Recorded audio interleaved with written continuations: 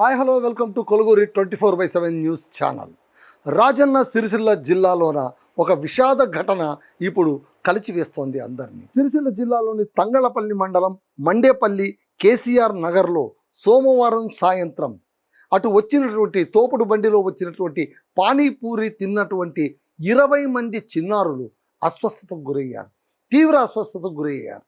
ఆ తర్వాత మరుసటి రోజు మంగళవారం మరో 4 వీళ్ళ జాబితాలో చేరారు. ఊరి ప్రజలందరూ గగ్గోలు పడుతూ ఉన్నారు.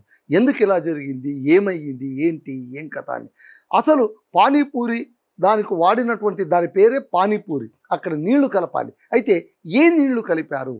మంచి నీళ్లు అంటే వాళ్ళు తాగేటువంటి నీటిలో ఏమైనా కలుషితం ఏర్పడిపోయిందా, లేదా ఆ నీటిని మిశ్రమం చేసేటప్పుడు ఇతర పదార్థాలతో మిశ్రమం చేసేటప్పుడు ఏమైనా ఇబ్బంది కలిగిందా, అపరిశుభ్రంగా ఏమైనా ఉందా?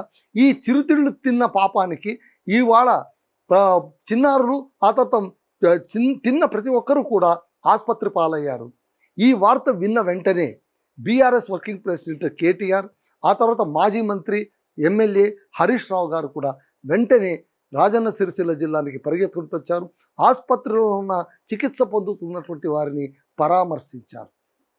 సో ఈ చిన్నారులకు అంటే ఇప్పుడు వెంటనే ఆ శాంపుల్స్ కూడా తీశారు. డాక్టర్లు అయితే మరేం పర్వాలేదు, వాళ్ళ ఆరోగ్యానికి ప్రాణానికి వచ్చిన ఇబ్బంది ఏం లేదు, కాకపోతే స్టమక్ వాళ్ళ కడుపు అప్సెట్ అయిపోయింది, దానికి కారణం ఒకటే ఆ తిండి తినడం వల్ల వాళ్ళకు వచ్చినటువంటి ఇన్ఫెక్షన్ అని చెప్తున్నారు. పైగా నమూనాలు కూడా ఇప్పుడు పంపించారు. ఆ నమూనాల రిపోర్ట్ వచ్చిన తర్వాత అసలు ఏం జరిగింది, ఎలా జరిగింది, తదితర విషయాలన్నీ కూడా మనకు స్పష్టంగా తెలుస్తాయి.